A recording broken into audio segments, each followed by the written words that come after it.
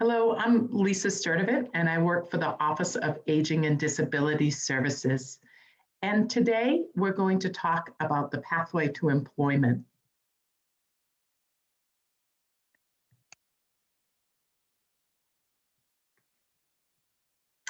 So the agenda for today is for you to learn about employment as it relates to the statute, the policies, and the practices to support employment for people with disabilities that we serve.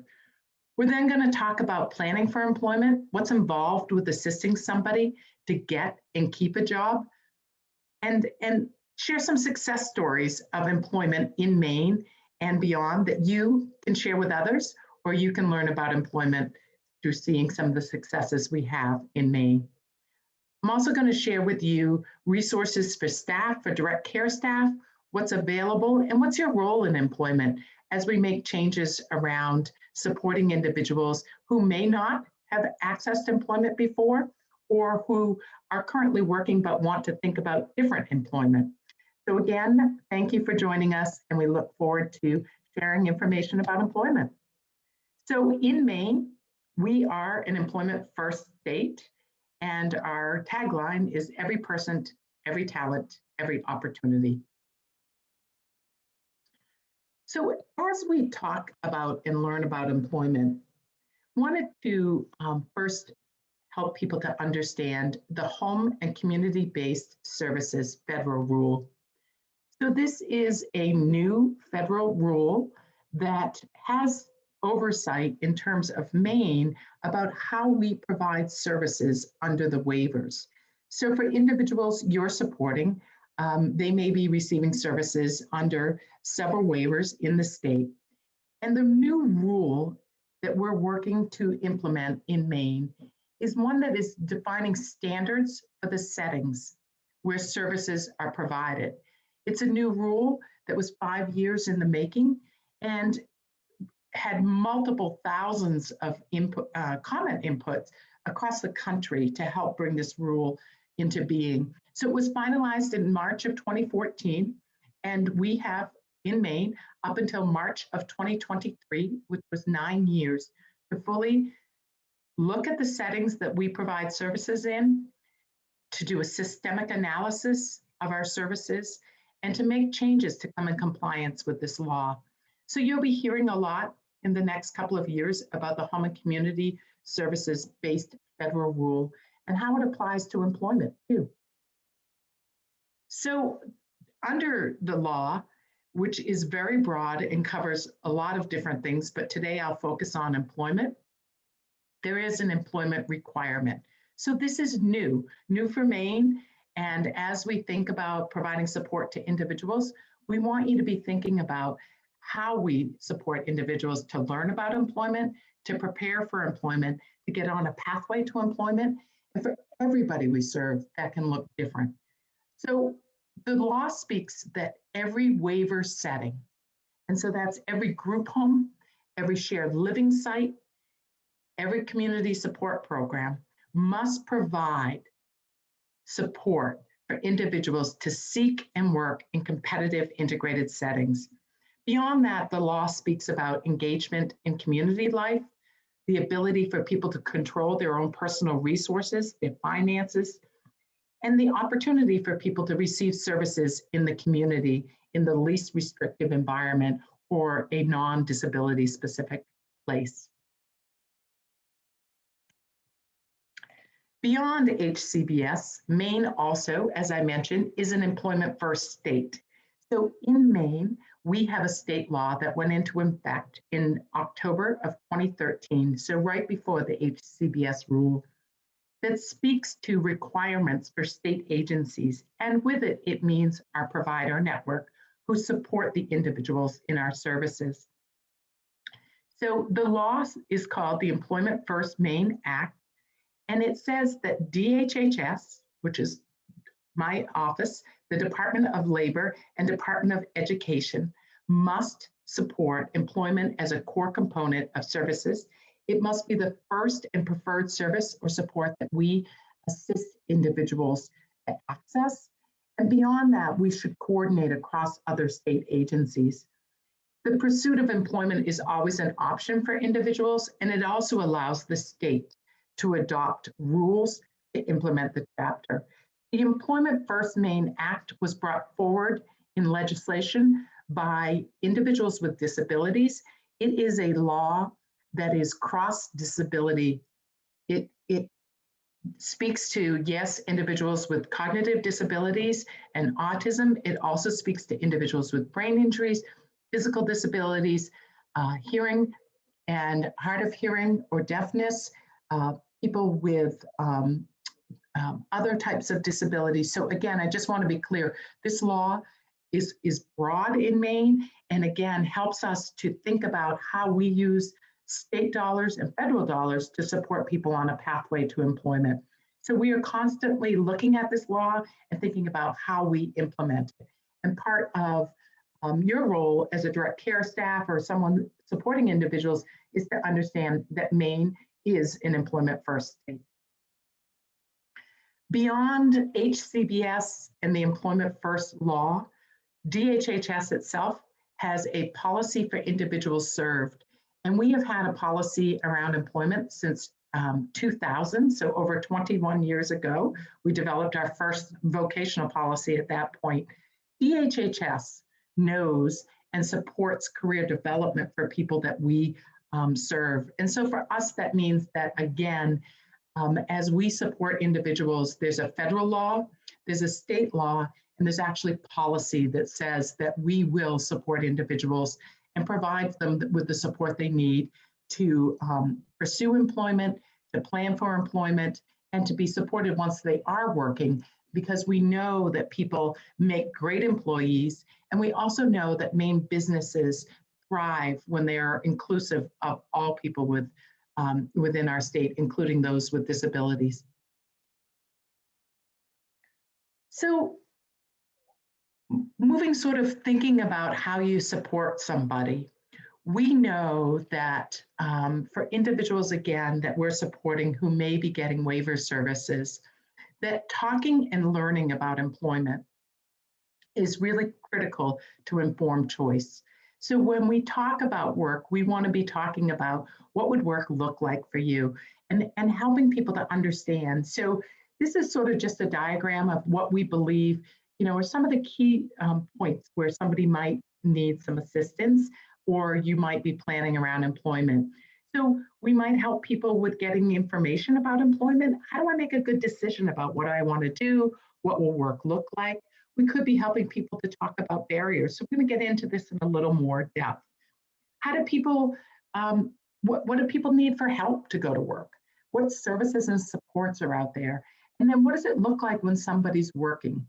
And we also have the ability to plan with individuals to think about, what do you need to maintain employment? So it's not just getting somebody on a pathway to work, but we're also supporting over 1,200 people on the waiver who are actually employed and working and need support to maintain employment. So as you, again, support people that you serve,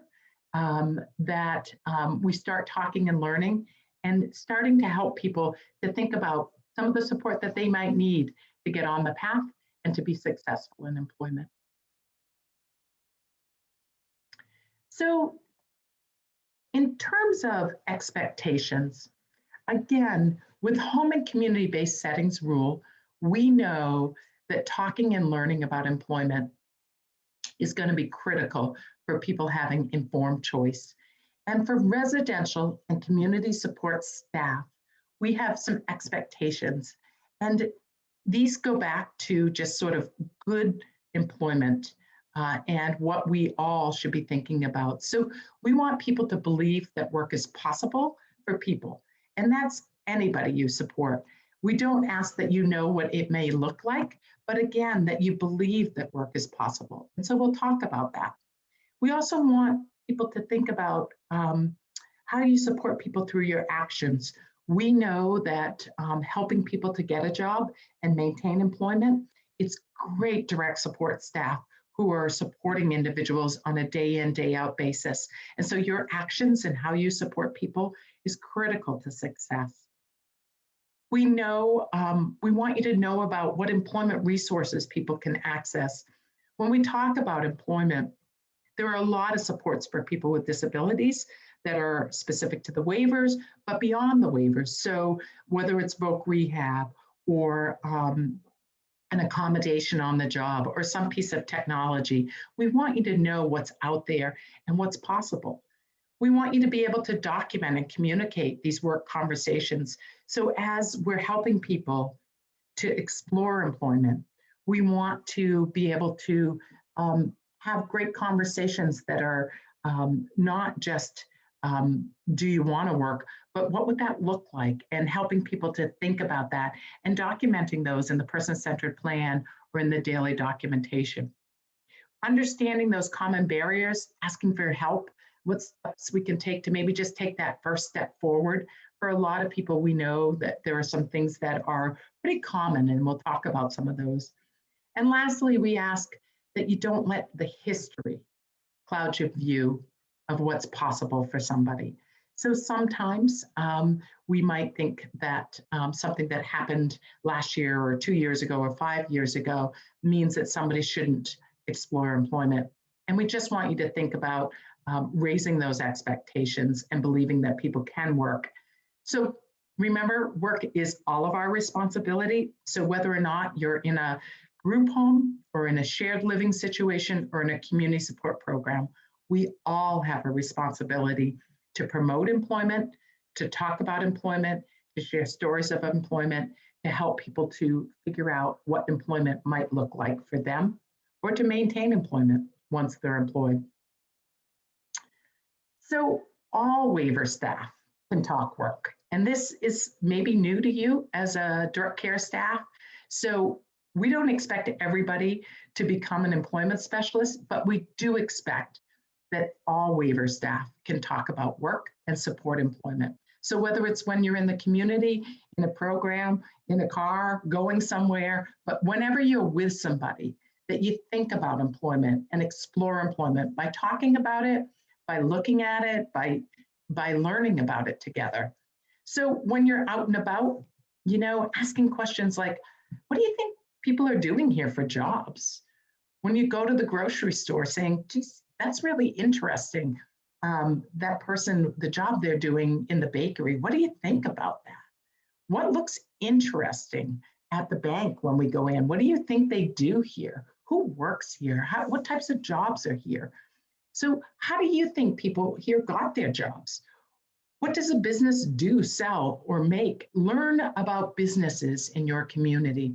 So all staff, again, whether you're residential staff and you're taking somebody to an appointment in the community or to access a community resource or just out and about in a community at a local coffee shop, you can explore employment with people. So asking again those questions, open-ended questions to learn more about work helps people to think that employment is possible, that I'm interested in employment, that maybe I can figure out with some support what employment might look like for me. So you can ask things like, what work have you done in the past for a job? Maybe somebody is new to you and you didn't know that in high school, they actually worked in the summer. So maybe learning about something that they've done in the past. Asking people about money. What would you do if you had an additional $200 a month? When we talk to people who receive waiver services about finances, we know that people are in most cases living in poverty, that they do not have a lot of extra spending money. So the thought that you could talk to someone about what might you do if you had an extra $200 a month? What would you buy? What things could you do that maybe you can't do now? So again, raising expectations and talking about employment is all of our jobs. Even asking about, what do you worry about if you did get a job? It's okay to ask about some of those worries. So maybe it's that I'll miss my friends or some of those things. But again, as direct support professionals, as supervisors, as managers, it is all of our responsibility to talk employment and learn about employment with the people we support. So the one thing we think that that you can stay away from is asking that question, do you want to work? Because for most people who haven't experienced employment, they're not sure.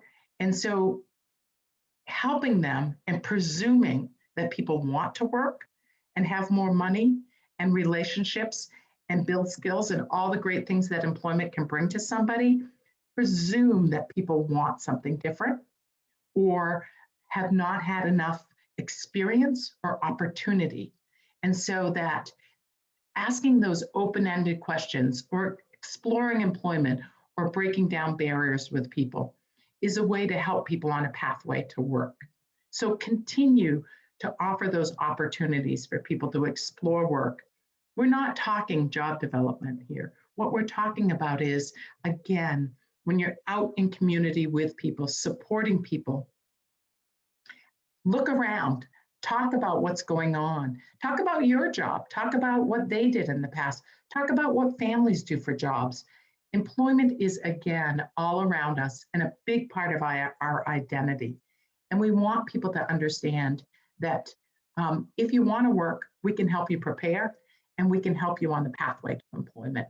And so I'll presume that people want to work and that our job as support professionals is, again, to help them to explore what that might look like. So when we talk about employment, and when you talk about employment, we want you to be thinking about that people with disabilities can and want to work with good information, with great opportunities to explore. But we also want to be clear about when we talk about employment, what are some of the best practices? Supported employment has been around for 35 plus years, and we've learned over the course of time and seeing great situations where people are working and successful, that certain things work. And so we know employment is always based on one person. When we talk about employment with people, we want you to be thinking about that person you're spending time with right now, not the 50 people your agency is serving, but for that person you're supporting, that employment is about them and what works for them. So exploring interests, businesses, and career options informs choice. So when we talk to people about employment as an option, helping them to understand what employment is, what it looks like, helps to inform their decisions. So we also know that businesses know how to support employees.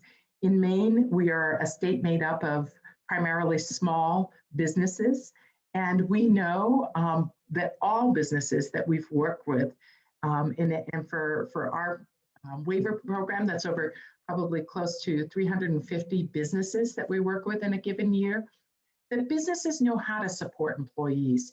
And that includes people with disabilities or can include people with disabilities. So it's our job to know that businesses, in most cases, really get this. And if not, we can help them to figure out, how do you support somebody and what does it mean? And so we know that people can learn on the job. It's a best practice to help people to get to the job and train on the job, use technology on the job, and be supported on the job, that we can train once we're on the job.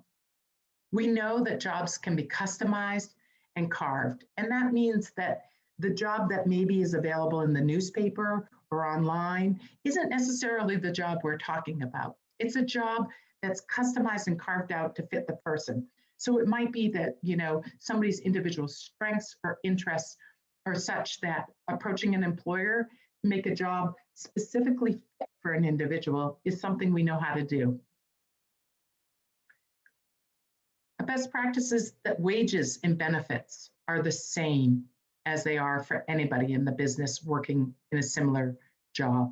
So we in Maine no longer allow sub-minimum wage as of last year.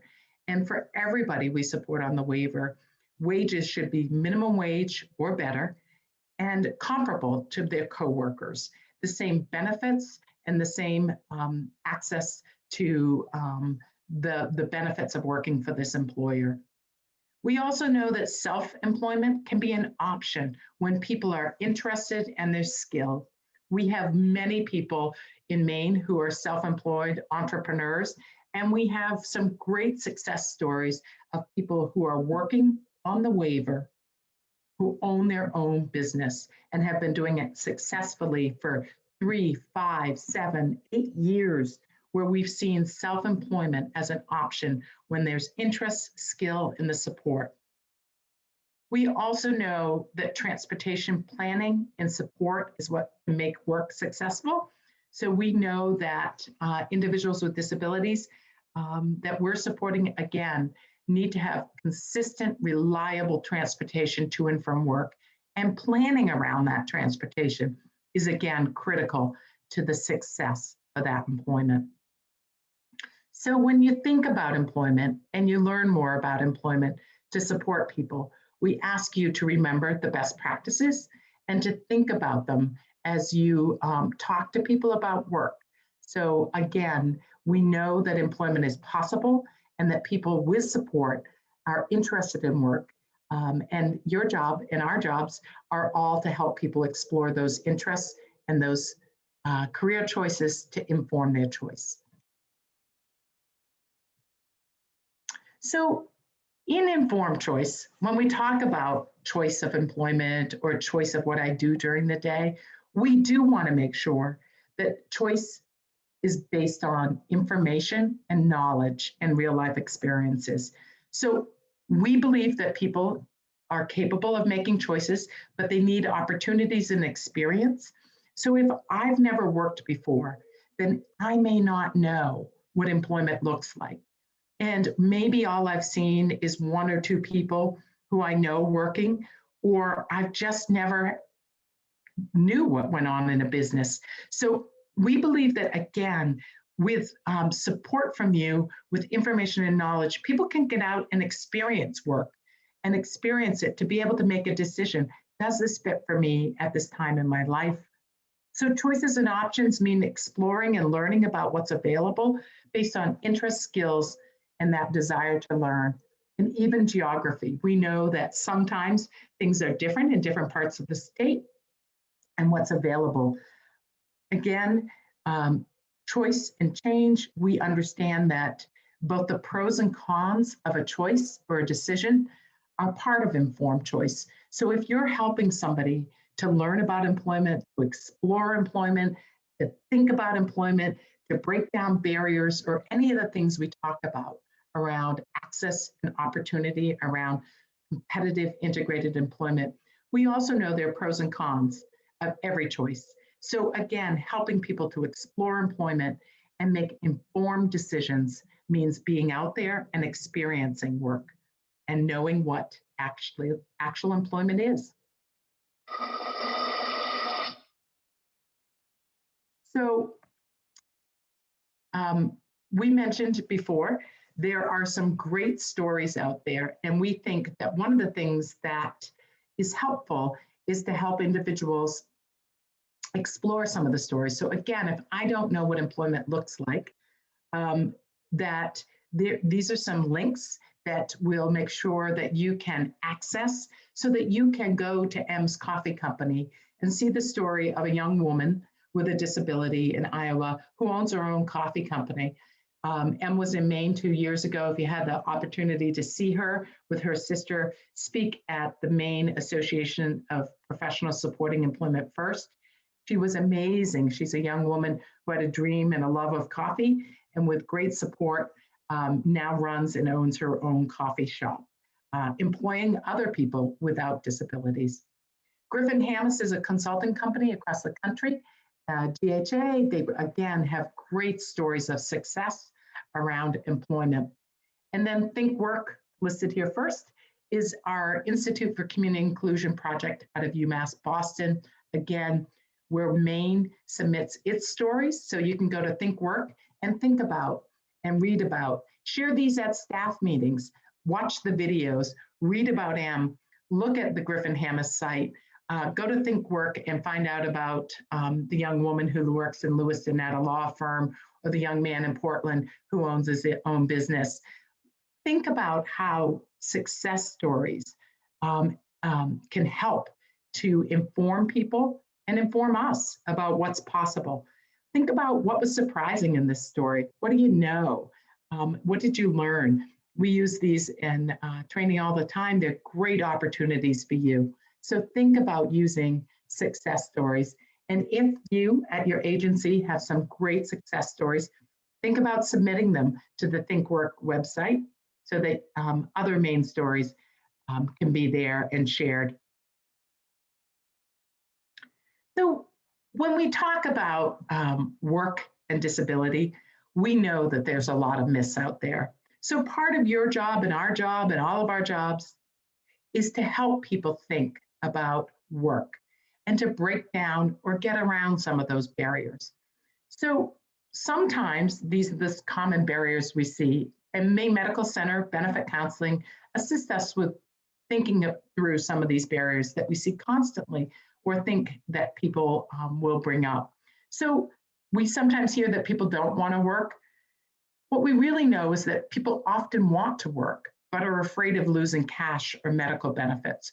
We understand that, and that's a decision and an informed choice. So people can work and keep the waiver. And again, it's our jobs to help people. They can't work more than 20 hours a week is sometimes a myth. We know in Maine that we have people who are working full time and they get to keep their Maine care. So we need to, again, know what some of these myths are. And you as professionals working in the field want to know what some of these myths are and what the true facts are so that you can help people to get around that myth.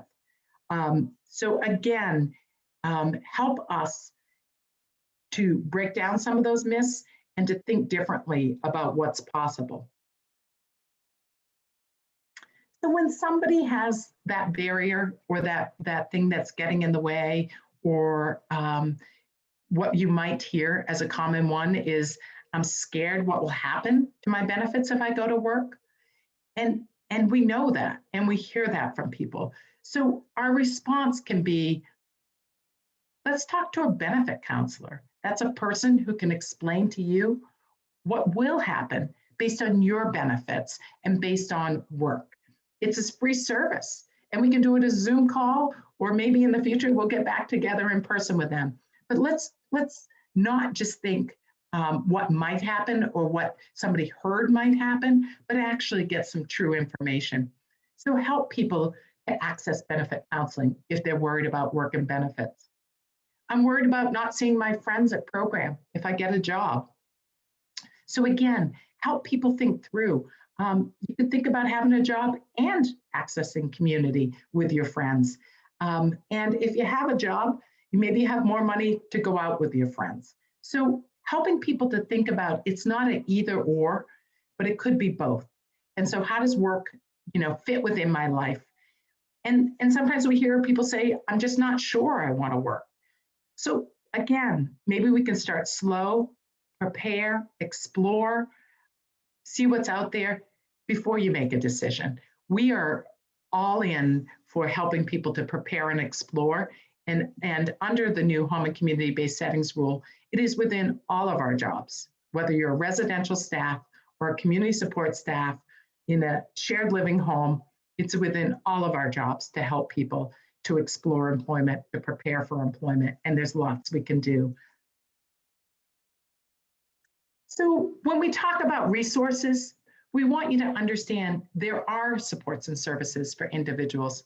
So career planning is a service available under sections 18, 20, 21, and 29 of MaineCare, so across our waiver systems, and it can help people who want to explore employment. It is a one-on-one service.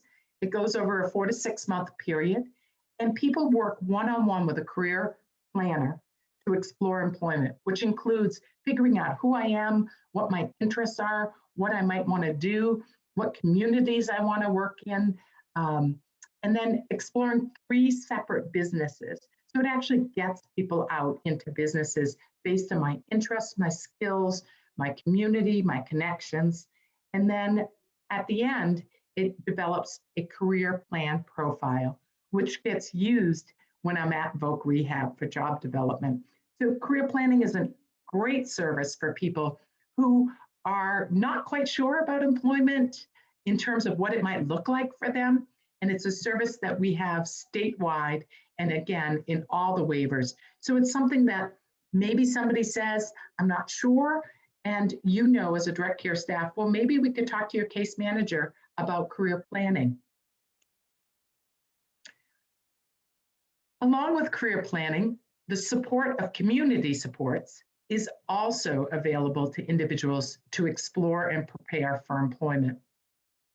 So remember, we said that the home and community-based settings rule requires access to community employment in each waiver setting, including in a community support setting. So right now, under the rules, we can create and offer a job club to support people to learn about jobs. We can help people get state IDs. We can use the bridge curriculum in a day program. We can explore businesses when we're out and about, learn about what they do. We can learn about work myths and help people to get benefit counseling. You can visit our career center. There's a lot right now that community support programs can be doing to prepare people for work, help build skills around work, build social connections in a community that all will help prepare somebody so that when employment is what they really want to focus on, or they are on that pathway, they've already have some great preparation and explored employment and know more about what they want to do. So community supports is an option for job preparation, and again, allows for individuals. So if you're a community support professional, you could be thinking about, how do we create a job club? How do we make sure everybody has a state ID? What do we do when we're out in the community in terms of exploring businesses in our town? So all of these help people on a pathway to employment. So for shared living, for group homes, for home support, thinking about employment maybe is a little different, but we know, again, that direct support professionals can help people around employment. So you may not be an employment specialist, but you can do things to help people, again, prepare for employment and to be more successful when they are employed.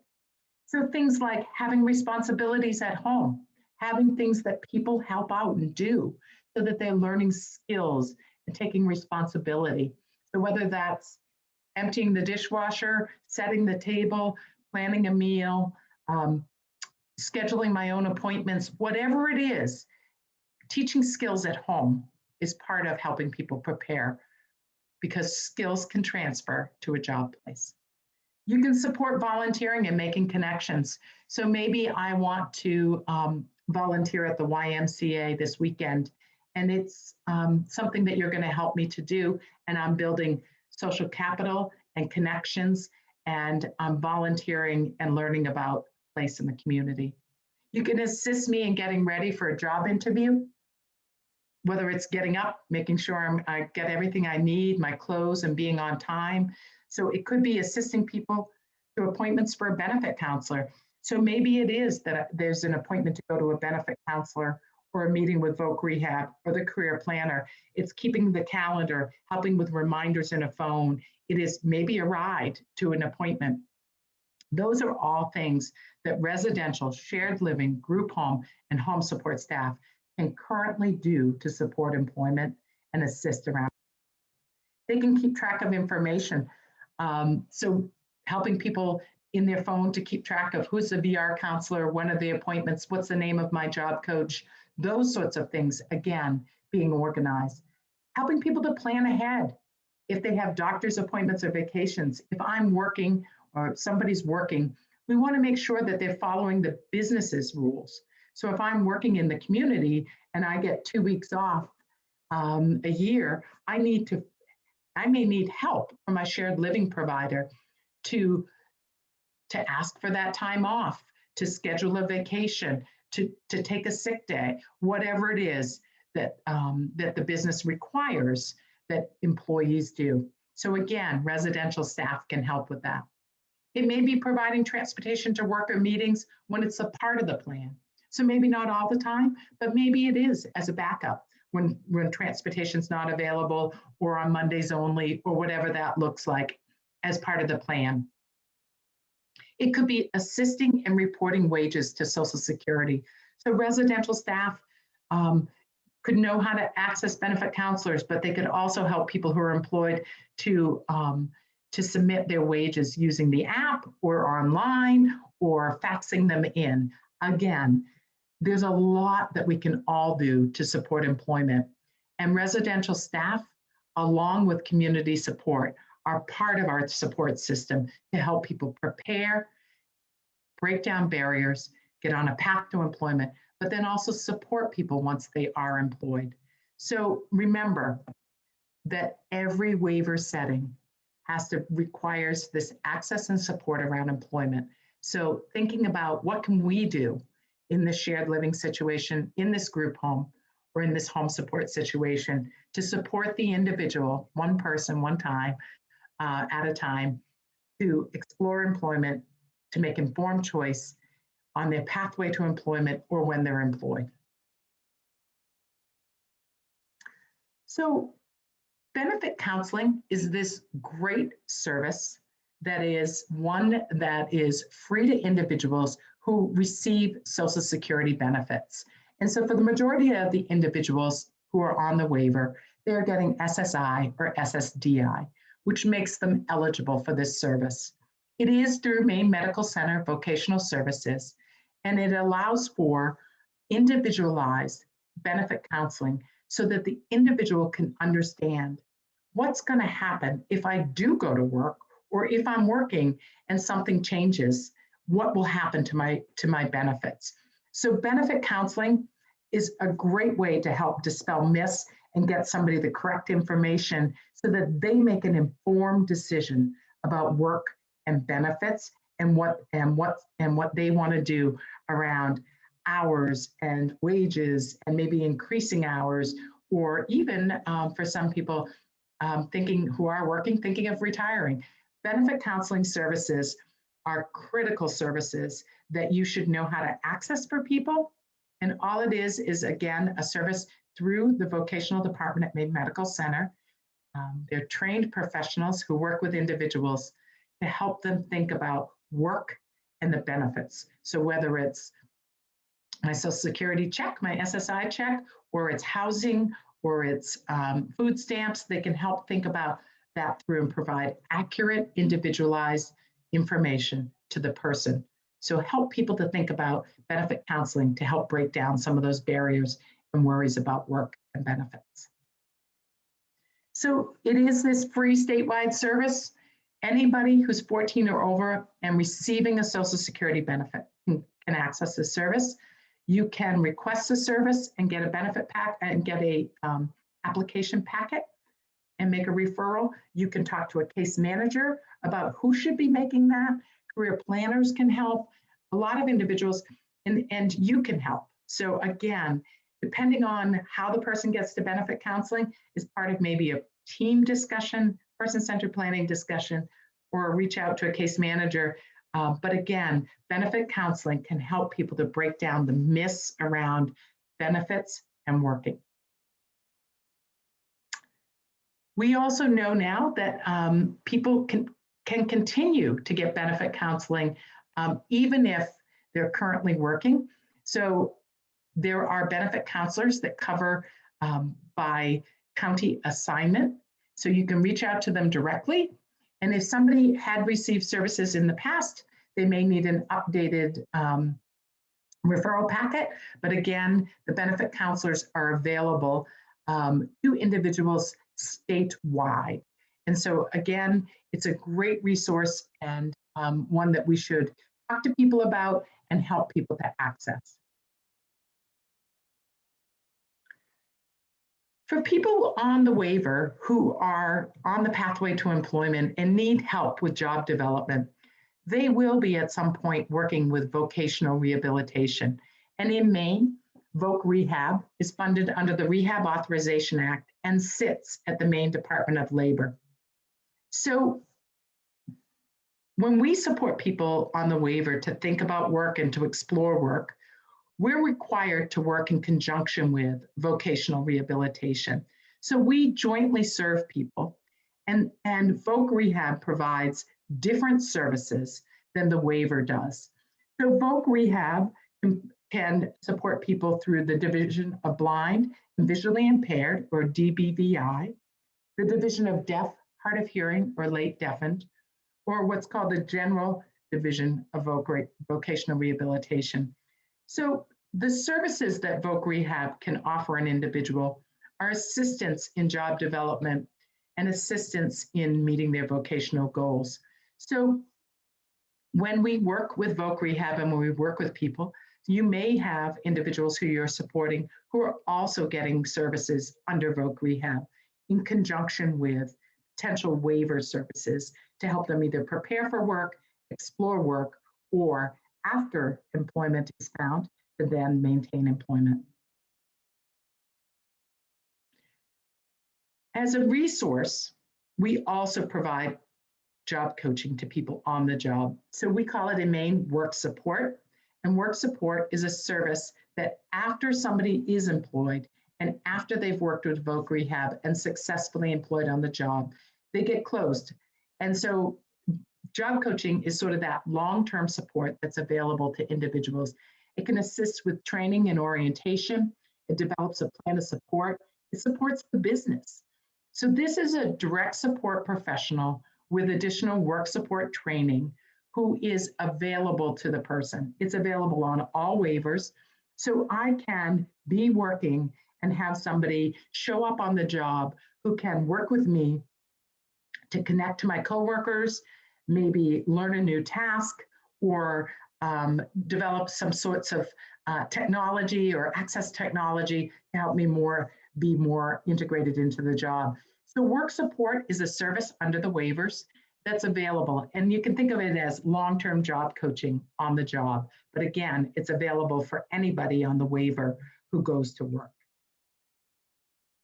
So when we, again, think about the home and community-based settings federal rule, and we think about the Employment First Maine statute, and we support people around exploring employment, we want to make sure that all staff who are supporting individuals, residential, community, wherever we are, that we're raising those expectations that work is possible. And so we talked about some of that today. The way you raise expectations, the way you talk about employment is critical. So we ask that you know what jobs look like, share and learn about success stories. If you yourself haven't seen somebody with a significant disability working in the community and don't know a lot about that, learn about that. Have an opportunity to view some videos or look online or see some of the things that are out there on the state websites, whether it's Voc Rehab or the Institute for Community Inclusion out of Boston, that shows success stories. We ask that you explore communities and help people make connections based on interests. We know that it's easier to get a job if you're connected in a community and you have your own network. So help people get out there, make connections based on their interests. We know that we can assist people to learn new skills, have responsibilities, and support personal growth. We can offer encouragement and break down those barriers. So if somebody says to you, I'm scared to go to work, that having that next level conversation about, well, let's talk about that. What are you worried about? And if somebody says, I'm worried about what's going to happen to my SSI check, help them figure out, well, what information do I need? How can I learn more about what might happen so I make an informed decision about employment? Support people to learn, to get to work on time with everything they need, and be part of the team that supports jobs. So as a direct support professional, as a supervisor, as a manager, help us to raise expectations, believe that employment is possible, and bust some of those myths out there that are just, we know are there, and help us to help people think about preparing for work, getting on a pathway to work, and then once they're employed, remaining employed. So we'll know when people are working that our policies are working, when people are not living in poverty, when people are valued by employers. And this is from a group out of Vermont, and talks about just some of the things that we would see if supported employment policies and employment first policies are working. And we know that people can own and run their own businesses. We know for a fact that people can have all sorts of different jobs based on their strengths and talents. And we know that people can have careers and work in minimum wage or higher. So again, help people to think about employment, prepare for employment, and get on a path to employment as part of the job you do and as part of the job that all of us can do to help people.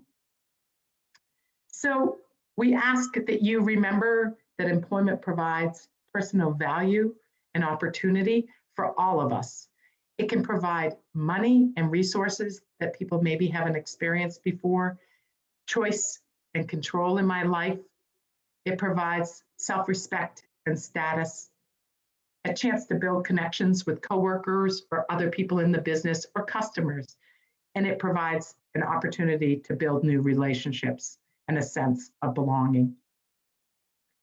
So again, we are so grateful to have people supporting individuals and thinking differently about opportunities for employment, preparation for employment. We hope today that you are able to, again, think about your role as you support people on a path to employment. And again, you may not be the employment specialist or the job coach, but your support and understanding can help people get on a pathway to work or make informed decisions about work. So again, we thank you for your time, and we are available for support and resources as you support individuals in services to explore employment. So thank you.